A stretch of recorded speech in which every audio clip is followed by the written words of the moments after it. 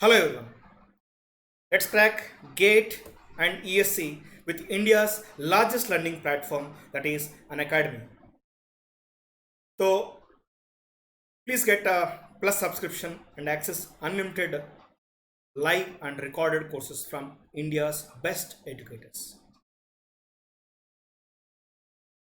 Coming to me, my name is Venkatadri Reddy Vaka. You can simply call me Adri sir. तो मेरा PG है NIT Trichy से. I am certified in production and inventory management, in short CPIM, by Association of Operations Management, that is APIX. Base है. तो ये है मेरा international certification. तो I have around 16 years of teaching experience eight pan India level. तो ये 16 सालों में मैंने टॉप इंस्टीट्यूट से एसोसिएशन किया है मैंने. तो ACE is my last institute.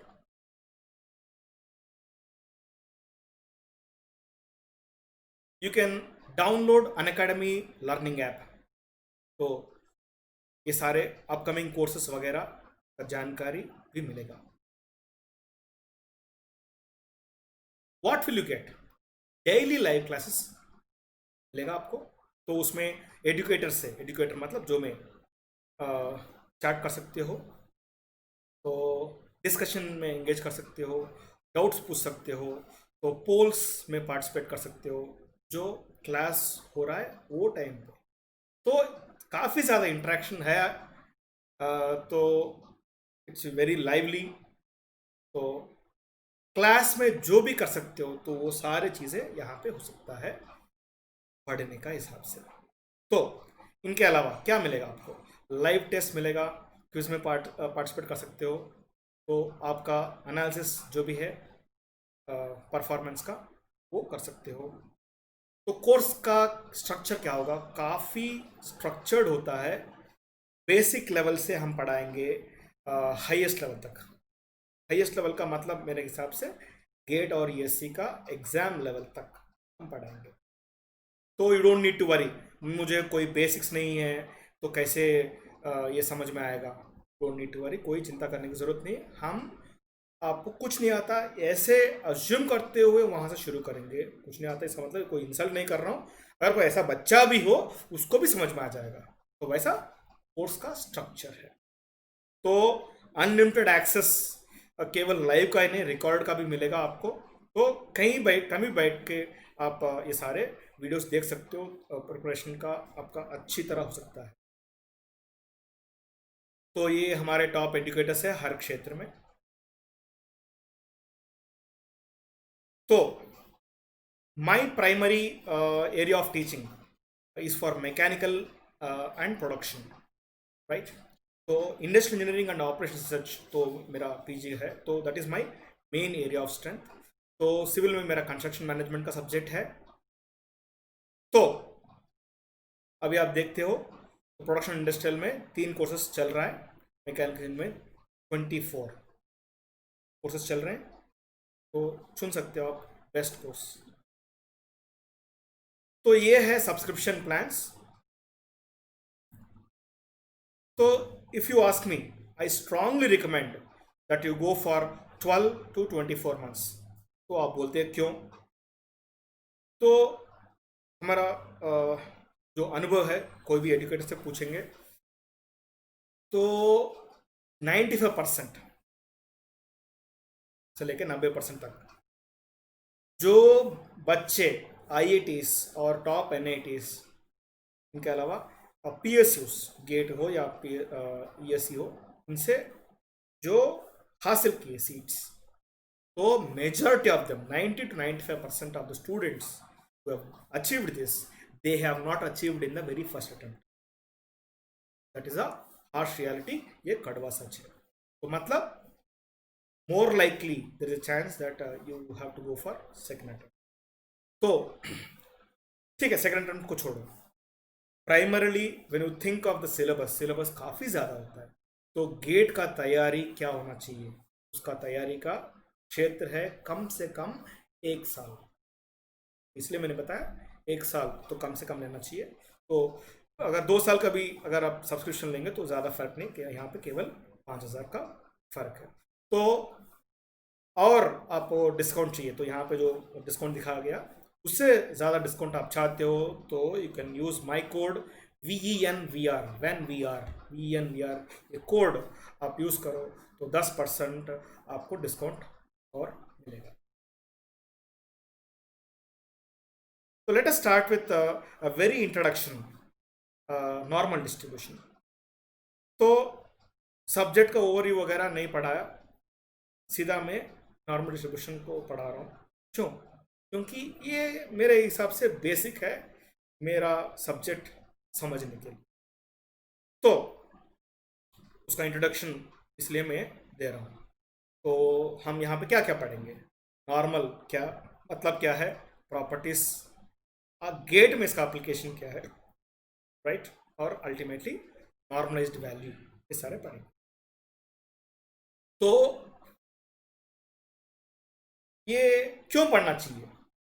क्योंकि मैकेनिकल, सिविल और प्रोडक्शन में नॉर्मल डिस्ट्रीब्यूशन का एप्लीकेशन है, वही नहीं बाकी सारे स्ट्रीम्स में भी है इसका एप्लीकेशन। तो इनके अलावा इन निजी जीवित में भी इसका काफ़ी ज़्यादा एप्लीकेशन है, राइट। इन सबको छोड़ो, गेट कट ऑफ के लिए भी इसका एप्लीकेशन है, वो मैं यहाँ पे पढ़ाऊंगा। तो पहले समझेंगे नॉर्मल क्या है। नॉर्मल का मतलब है सिमेट्रिक, मतलब यहां पे देखो वर्टिकल लाइन जो म्यू से खींचा मैंने, वहां से देखेंगे तो लेफ्ट और राइट मिरर रिफ्लेक्शंस है, तो वही सिमेट्रिक बोलते। तो दैट्स व्हाट नॉर्मल इंडिकेट्स। किसी भी डिस्ट्रीब्यूशन में हम दो चीजें देखते हैं, एक्स एक्सिस क्या है, वाई एक्सिस क्या है। एक्स एक्सिस है ऑब्जर्वेशन, तो क्या हो सकता है ये ऑब्जर्वेशन, ये हो सकता है गेट का मार्क्स, ये हो सकता है गेट का स्कोर, ये हो सकता है वेट ऑफ द स्टूडेंट्स या फिर हाइट ऑफ द स्टूडेंट्स, कोई भी हो सकता है। पर नॉर्मल डिस्ट्रीब्यूशन में ऑब्जर्वेशन जो भी आप लेते हो, नंबर ऑफ ऑब्जर्वेशन काफी ज्यादा होना चाहिए, that is one criteria. Coming to Y axis, क्या है ये वाई एक्सिस? वाई एक्सिस होता है फ्रीक्वेंसी का कोई भी रिलेटेड टर्म। तो क्या है ये फ्रीक्वेंसी रिलेटेड टर्म? फ्रीक्वेंसी खुद एक टर्म है, रिलेटिव फ्रीक्वेंसी हो सकता है, परसेंटेज फ्रीक्वेंसी हो सकता है, और या फिर प्रोबेबिलिटी भी हो सकता है। तो यहाँ पे वाई एक्सिस में है प्रोबेबिलिटी, एक्स एक्सिस में है ऑब्जर्वेशन। ये कर्व कैसा दिख रहा है? बेल, तो ये बेल शेप जैसा दिखता है, बेल शेप कर्व, ठीक है। तो म्यू क्या है? ये म्यू है मीन। तो मीन डिस्ट्रीब्यूशन में कहां दिखाती है? कहीं भी हो सकता है डिस्ट्रीब्यूशन में, वहां से वर्टिकल लाइन खींचोगे तो कर्व का एरिया को दो हिस्से में, बराबर हिस्से में बांटता है। तो लेफ्ट हैंड साइड इसलिए मैंने दिखाया 50%, राइट हैंड साइड भी इसलिए दिखाया मैंने 50%। वैसे कर्व का एरिया क्या होगा? वाई एक्सिस है प्रोबेबिलिटी, तो कर्व का क्या होगा? Sum of all the probabilities. What is sum of all probabilities? 1। तो area under the curve is 1, तो म्यू का लेफ्ट हैंड साइड एरिया क्या होगा? 0.5। म्यू का राइट हैंड साइड एरिया क्या होगा? वो भी 0.5। आगे बढ़ेंगे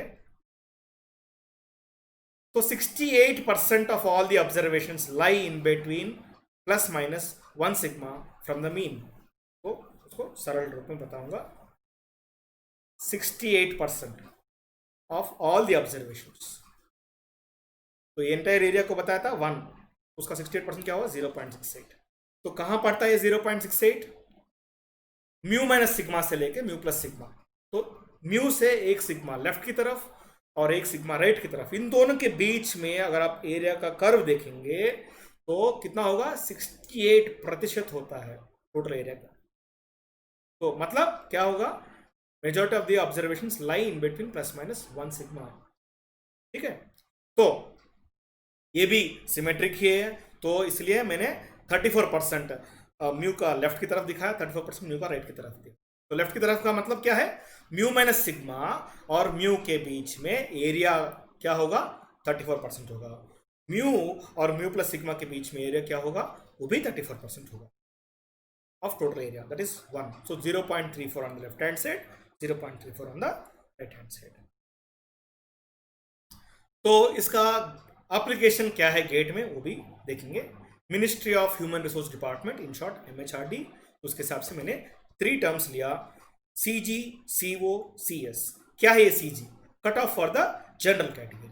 क्या है ये CO? Cut off for OBC category. क्या है ये CS? Cut off for the remaining categories.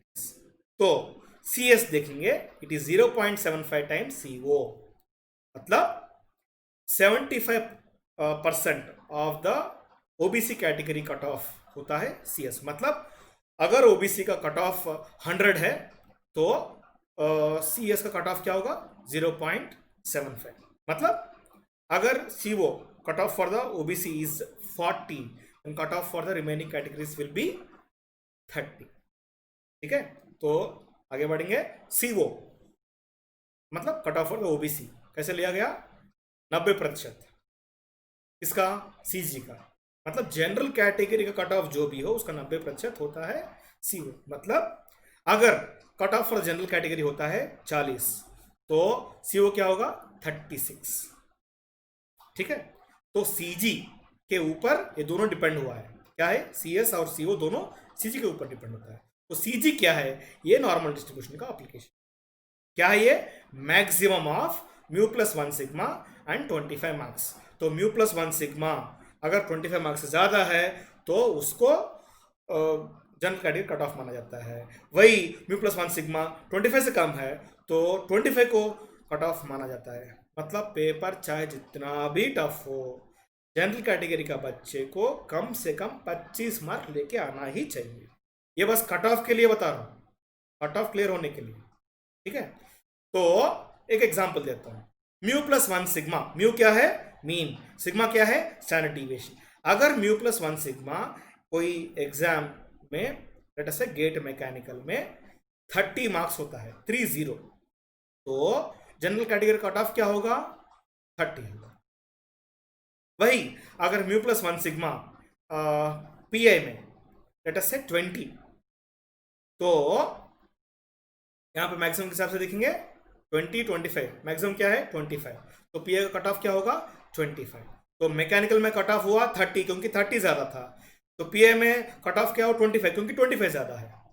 तो इसलिए मैं बताऊंगा कि आप कोई भी पेपर देखो, कोई भी स्ट्रीम देखो, किसी भी साल में जनरल कैटेगरी का कट ऑफ कभी भी 25 से कम नहीं है. ये लिख के दे सकता हूं. तो अभी जो एनालिसिस करने जा रहा हूँ तो कितने बच्चे क्वालिफाई होंगे, तो उसके हिसाब से मैं ये जो 3 कैटेगरीज है इन सबको मैं एक ही कैटेगरी में लूंगा, दैट इज CG. और लेट अस से ये जो फॉर्मूला है उसके हिसाब से मैं म्यू प्लस 1 सिग्मा को ही कट ऑफ मानूंगा. राइट, ये जो नॉर्मल डिस्ट्रीब्यूशन में देखो, म्यू प्लस 1 सिग्मा को मैंने कट ऑफ माना तो उसका राइट की तरफ एरिया मैंने शेड किया. तो इसका मतलब क्या है? जो शेड किया गया इसका मतलब है क्या है? प्रोबेबिलिटी.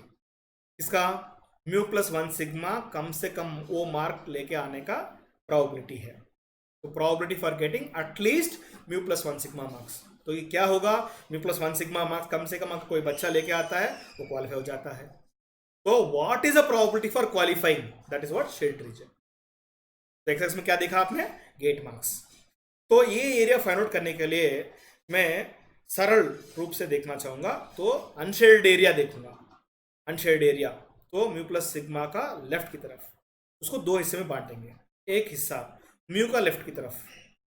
म्यू का लेफ्ट की तरफ क्या है? पूरा एरिया 50% है, अभी अभी हमने पढ़ा.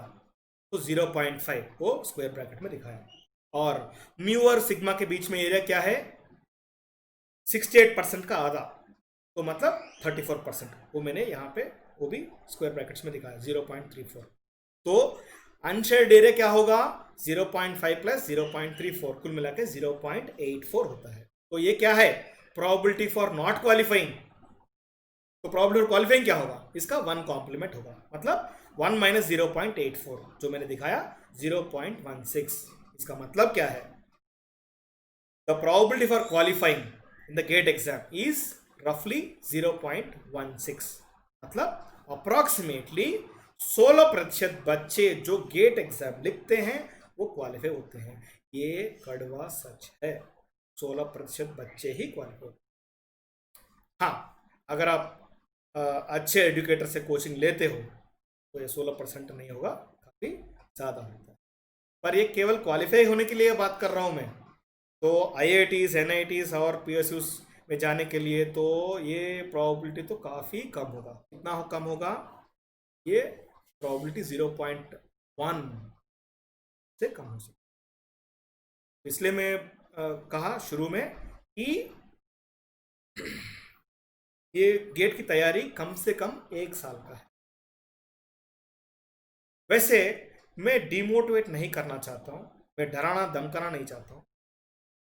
ये देखो, अगर आप बस क्वालिफाई हुए, राइट, IITs में नहीं आया, अच्छे NITs में भी नहीं आया, फिर भी आप उदास मत हो।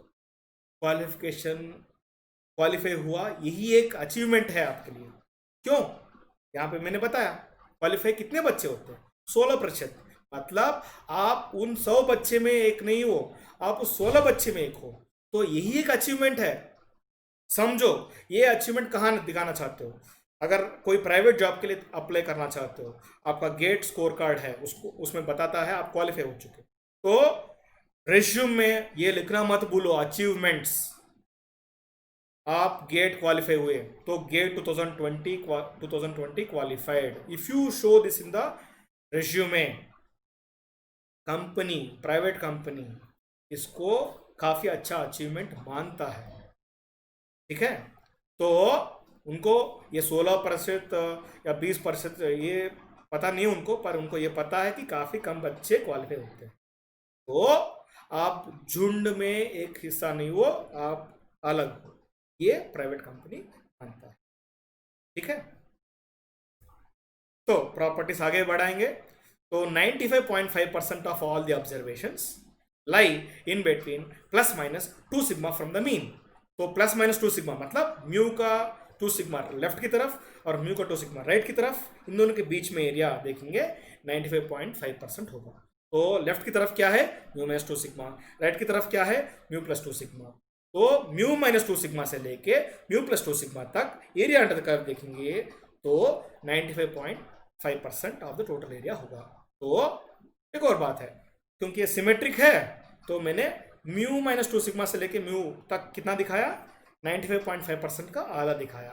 वही म्यू और म्यू प्लस 2 सिग्मा के बीच में एरिया क्या दिखाया? वो भी 95.5% का आधा दिखाया।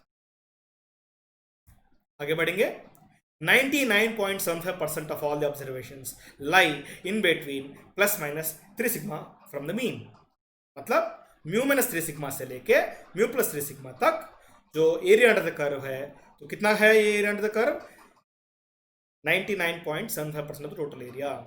मतलब almost all the observations lie in between mu minus 3 sigma and mu plus 3 sigma.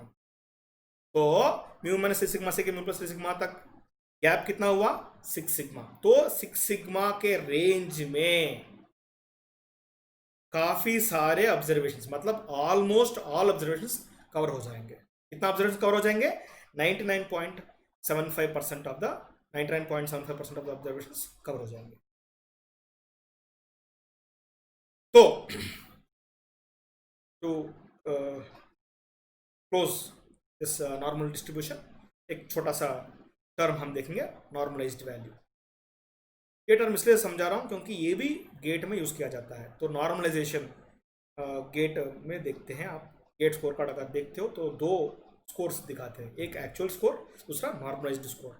क्यों ऐसा दिखाते हैं? एक्चुअल स्कोर से किसी भी 2 बच्चों का मार्क्स, 2 बच्चों का स्कोर्स कंपेयर नहीं किया जाना चाहिए, नहीं किया जा सकता। क्यों? क्या पता कोई बच्चा सेट 1 लिखा हो, दूसरा बच्चा सेट 2 लिखा हो, तो ये सेट 1 और सेट 2 का मार्क्स या स्कोर जो भी हो सीधा कंपेयर नहीं करना चाहिए। क्यों? कि सेट 1 का डिफिकल्टी लेवल और सेट 2 का डिफिकल्टी लेवल क्या दोनों सेम हो? जरूरी है क्या? जरूरी नहीं है। हाँ, IIT प्रोफेसर यही कोशिश करेंगे कि दोनों सेट्स सेम बराबरी पे हो, मतलब डिफिकल्टी लेवल सेम हो। ये जितना टफ है वो भी उतना ही टफ है, पर चाहे जितना भी प्रिकॉशन लो थोड़ा तो फर्क होगा ना। फर्क तो फर्क है। एक और बात, सेट वन में जो बच्चे लिखे, सेट टू में जो बच्चे लिखे, क्या दोनों सेम लेवल पे हैं? प्रश्न। तो इसलिए क्या करते हैं कि बराबरी लेवल पे कंपेयर करने के लिए ये नॉर्मलाइज्ड वैल्यू यूज करते हैं। क्यों बराबरी लेवल पे दिखाता है ये? आप देखो x minus mu by sigma, तो उस फार्मूला में x क्या है? ऑब्जर्वेशन, म्यू क्या है? मीन, सिग्मा क्या है? Standard deviation. समझो x गेट का स्कोर है, तो म्यू क्या होगा? Mean score. सिग्मा क्या होगा? Standard deviation of the score. तो न्यूमरेटर है स्कोर, डिनोमिनेटर है स्कोर, स्कोर स्कोर डिवाइड हो गया तो कैंसिल हो गया। तो z क्या है? यूनिटलेस। क्योंकि यूनिटलेस है, यूनिवर्सल है, मतलब ये यहाँ पे गेट स्कोर कार्ड का एप्लीकेशन है ही नहीं, इसका यूनिवर्सल है एप्लीकेशन। तो ये वेट ऑफ द स्टूडेंट्स हो सकता है या फिर हाइट ऑफ स्टूडेंट्स हो सकता है, कहीं भी ये z यूज कर सकते हो। तो z1, तो सेट वन का बच्चा का normalised score, z2 set one के बच्चे का, सेट टू का बच्चे का नॉर्मलाइज्ड स्कोर। तो z1 z2 इन दोनों को कंपेयर करेंगे तो वही सही कंपैरिजन होगा। ठीक है, तो समझो ये x mu plus one sigma है, तो z क्या होगा? Mu plus one sigma minus mu, मतलब one sigma, divided by sigma, मतलब वन। तो z का वैल्यू होगा वन। वही समझो x किसी ऑब्जर्वेशन का value mu minus two sigma है, तो कंपेयर करेंगे x mu minus two sigma, minus करो म्यू को क्या होगा? माइनस टू सिग्मा, डिवाइड करो सिग्मा से, तो z का वैल्यू क्या होगा? Minus to. तो एक्स एक्सिस में नॉर्मल डिस्ट्रीब्यूशन में अगर एक्स एक्सिस में ऑब्जर्वेशन को निकाल के अगर z यूज करेंगे तो z में क्या होगा? Minus to, minus three, minus one, ये सारे आपको दिखेंगे। तो म्यू माइनस वन सिग्मा का z करस्पॉन्डिंग z क्या है? Minus one. Mu plus two sigma corresponding z क्या है? Plus two. मतलब सिग्मा से जो मल्टीप्लाई करते हो, राइट, जैसे यहाँ पे म्यू माइनस थ्री सिग्मा, तो अगर मैं ऑब्जर्वेशन में z दिखाया, म्यू माइनस थ्री सिग्मा की जगह में मैं लिखूंगा माइनस थ्री, वही म्यू प्लस थ्री सिग्मा में मैं लिखूंगा प्लस थ्री। सिमिलरली ऑब्जर्वेशन की जगह एक्स एक्सिस में मैं z लिखूंगा, म्यू माइनस टू सिग्मा की जगह मैं लिखूंगा minus two, mu plus two sigma की जगह मैं लिखूंगा प्लस टू। तो ये सारे मैं ये कर्व में दिखाऊंगा। क्या है ये curve? Normal distribution with respect to z। तो नॉर्मलाइज्ड डिस्ट्रीब्यूशन है ये। ठीक है, तो एक्स एक्स में आपने क्या देखा? माइनस थ्री से लेके थ्री तक है, तो म्यू माइनस थ्री सिग्मा से थ्री तक था, सिक्स सिग्मा का रेंज, यहाँ पे माइनस थ्री से थ्री तक है, मतलब सिक्स रेंज। तो z का वैल्यू माइनस थ्री से लेके थ्री तक, उसमें कितना एरिया कवर हुआ? यहाँ पे मैंने नीचे दिखाया 99.7%।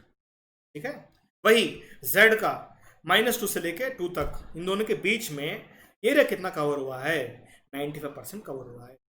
सिमिलरली z का वैल्यू माइनस वन से लेके वन तक, इन दोनों के बीच में area curve, area under the curve कितना कवर हुआ है? 68% कवर हुआ है।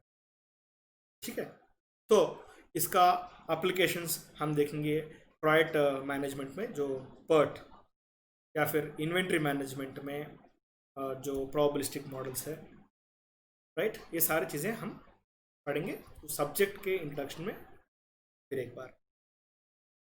तो आशा करते हैं ये वीडियो पसंद आया। ठीक है, और आगे जाते हुए अनेक वीडियोस आपको प्रस्तुत करेंगे। Thank you, bye. तो ये जो वीडियोस है अनअकैडमी के वीडियोस, अनअकैडमी वेबसाइट या अनअकैडमी ऐप के प्लेटफॉर्म में ही नहीं, आप यूट्यूब में भी देख सकते हो। तो जैसे मेरे वीडियोस है, बाकी सारे एजुकेटर्स के वीडियोस भी आपको देखने को मिलेगा। अगर आपको पसंद आया तो लाइक करो, राइट, और ऐसे वीडियोस आगे जाना देखना चाहते हो तो सब्सक्राइब करो, तो बेल बटन अगर आप दबाएंगे तो और नोटिफिकेशंस आएगा।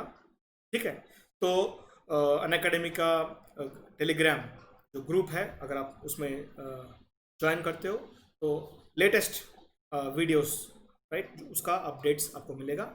ठीक है, तो फिर एक बार दोहराऊंगा, अगर आप सब्सक्राइब करते हो अनअकैडमी लाइव का तो आप मेरा कोड यूज़ कर सकते हो VENVR। तो एक कोड यूज़ करो तो 10% डिस्काउंट देगा।